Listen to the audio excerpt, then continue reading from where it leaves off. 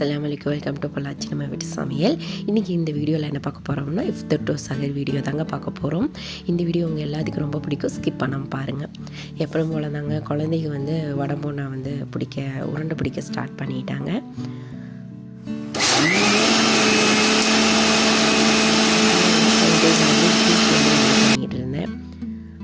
அதே சைடில் வந்து பலகாரமும் போட ஸ்டார்ட் பண்ணியாச்சு. மோஸ்ட்லி வந்து வீட்லேயே தாங்க எல்லாமே ரெடி பண்ணுவோம். கடையில் வாங்கினாலும் சரி வராது. அதனால தான் அவங்க போட்ட எண்ணெயிலேயே போட்டு பொரிச்சு எடுத்து கொடுப்பாங்க.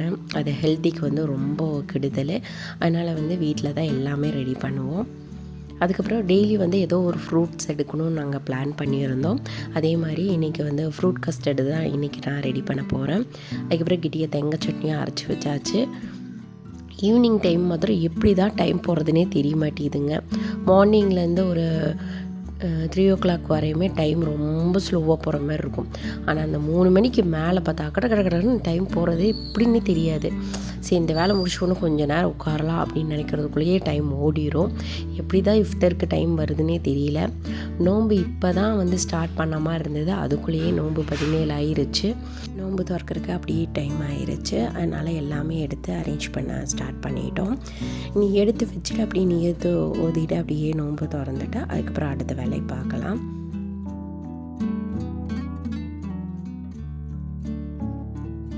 இப்படி ஃபேமிலியாக உட்காந்து நோன்பு திறக்கிறது ரொம்ப பிடிக்கும் எனக்கு. உங்களில் யாருக்கெல்லாம் பிடிக்குங்கிறது கீழே கமெண்ட் பண்ணுங்கள். அப்படியே சகருடைய பக்கத்து வந்துருச்சு. அப்படியே தொழுதுட்டு தூங்கிட்டோம்.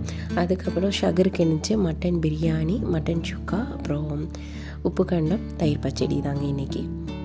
எல்லாம் சூப்பராக சாப்பிட்டு முடிச்சுட்டு நியத்து வச்சு தொழுது முடிச்ச பின்னாடி தான் நான் இன்றைக்கி சமையல் கட்டுக்கே வந்தேன். ஏன்னா கையோடு நான் வேலை முடிச்சிருப்பேன். ஆனால் வந்து வேண்டாம், தொழுது முடிச்சுட்டு கொஞ்சம் ஓதருக்கு இருந்தது. அதுக்கப்புறம் தான் நான் வந்தேன். மணி வந்து ஒரு 6:30 மணி போல் ஆயிடுச்சு. அப்புறம் என்ன எல்லா பாத்திரமே கம்ப்ளீட்டாக எடுத்து போட்டு கையோடு கழுவி வச்சிட்டோம்னா அந்த வேலை வந்து நமக்கு ஃப்ரீயாக இருக்கும். ஈவினிங் வரையுமே நம்ம ஃப்ரீயாக இருக்கலாம். அதனால் வந்து கையோட பாத்திரமெல்லாம் கழுவி வச்சுட்டேன். நிறைய பேர் வந்து நோன்பு தானே, இப்போ வேண்டாம், கொஞ்சம் நேரம் கழிச்சிட்டு வேலை செய்யலாம், அதான் இவ்வளோ நேரம் டைம் இருக்குல்ல அப்படின்னு சொல்லிட்டு அந்த வேலையை வந்து ஸ்கிப் பண்ணிடுவாங்க. ஆனால் மோஸ்ட்லி வந்து நான் வந்து என்ன பண்ணுவேன்னா கையோடு அந்த வேலையை முடிச்சுட்டு அந்த மிச்சம் இருக்க அந்த நேரத்தை வந்து ஃப்ரீயாக இருந்துக்குவேன். இதுதான் என்னோடய நான் இந்த டிப் வந்து ரொம்ப ஃபாலோ பண்ணுவேன். கையோட இந்த வேலை முடிக்கும்போது கொஞ்சம் ஈஸியாக இருக்கும். அது இந்த பாத்திரம் கழுகிற வேலையாக செம்மாங்க. ஏன்னா நிறைய பாத்திரங்கள் வந்து சேர்ந்துடும். அது ஈவினிங் பாத்திரம், இஃப்தருக்கு, அதுக்கப்புறம் சகருக்குடைய பாத்திரம்லாம் ஜாஸ்தி ஆகிரும்.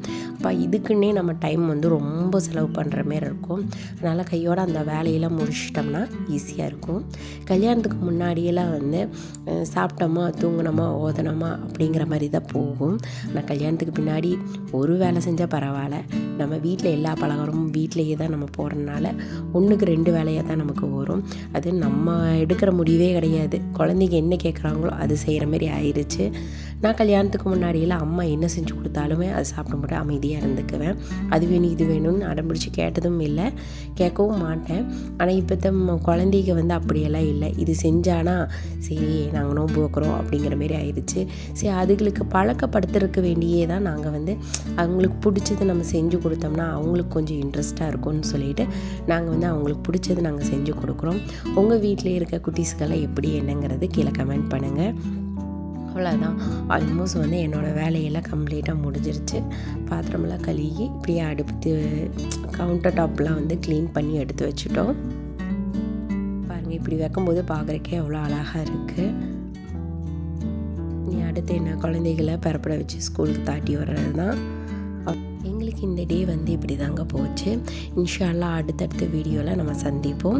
இந்த வீடியோ உங்கள் எல்லாத்துக்கும் பிடிச்சிருக்கோன்னு நினைக்கிறேன். இந்த வீடியோ உங்கள் எல்லாத்துக்கும் பிடிச்சிருந்தா மறக்காமல் பொள்ளாச்சி நம்ம வீட்டு சமையலுக்கு சப்ஸ்கிரைப் பண்ணுங்கள். Thank you all.